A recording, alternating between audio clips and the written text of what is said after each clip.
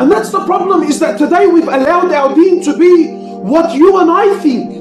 That this is what I think Islam is, and this is what I think Islam is. And no, you know what? I think Islam should be more like this, and should be more like that. Hang on. Hang on.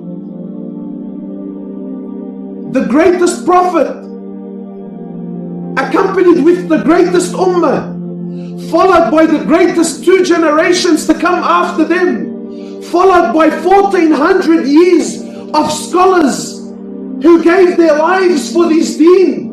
Now all of a sudden, all of this is pushed aside, and Islam has come down to what you and I think? Really? People come to me all the time, brother, what's your opinion on this? My opinion?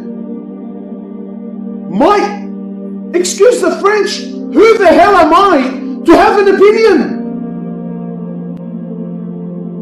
1400 years of ulama. Now, someone has a bit of a following on Facebook. Someone, mashallah, maybe he's gifted in speech. All of a sudden he feels that his opinion on the matter is important.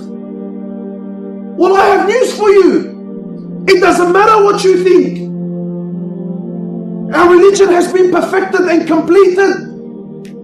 What matters to us is what the Prophet of Allah said and taught and did and approved. That's what matters to us. His opinion matters. And those Sahaba that followed him because they understood deen the most, that's what's important to you and I.